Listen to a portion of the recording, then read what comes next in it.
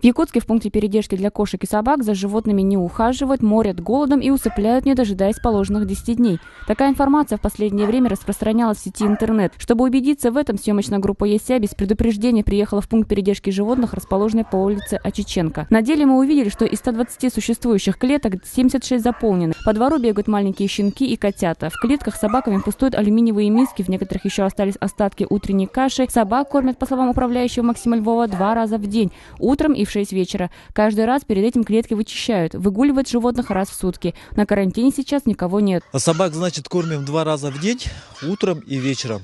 Ну и периодически постоянно воду наливают.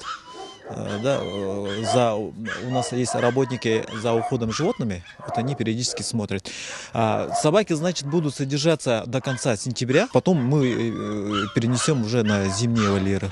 В среднем 10-15 собак отлавливаем в день. В основном они беспородные. Есть такса. В основном люди интересуются породными собаками. Овчарки, там, тортерьеров, да, комнатными собаками и так далее. Но таких собак у нас, к сожалению, нету. И они, разочаровываясь, уходят. А после 10 дней мы населению отдаем, те, которые, забирают, да. А те, которые не забрали, они, получается, если не агрессивные, то мы их стерилизируем и выпускаем на среду обитания. В обратном случае, если они собаки агрессивные, то мы усыпляем. С 1 августа, получается, да, и усыплено около 40 собак. Практически все собаки в пункте передержки бродячие, отловленные по заявкам глав округов.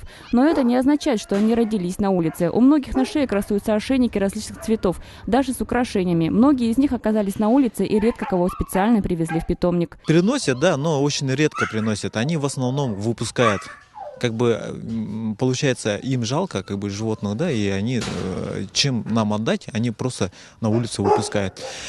А так мы работаем, значит, по заявкам. В пункте передержки 76 собак и 3 котенка. Кошек люди забирают сразу, а собак редко. И зачастую, забрав животное, люди через пару дней выбрасывают ее на улицу. А сотрудники приюта среди отловленных за день бродяг узнают своего бывшего питомца, который совсем недавно вроде бы обрел хозяина. Никаких административных рычагов и наказаний за безответственный поступок новоявленным хозяевам животных нет. Чтобы забрать собаку с приюта, достаточно прийти с паспортом, написать заявление, что вы берете на себя ответственность за жизнь и здоровье животного, и обязуетесь поставить на учет ветеринарной клиники. Но сделаете вы это или нет, только на вашей совести. Во время съемок управляющий пункта передержки животных получил звонок от человека, готового забрать таксу, который нашли работники приюта неделю назад рядом с оптовыми базами на Чернышевского. Хотелось бы надеяться, что такие редкие случаи станут частыми, и люди более ответственно будут относиться к животным. Хотелось бы, чтобы эти собаки нашли, наконец, своих родных друзей.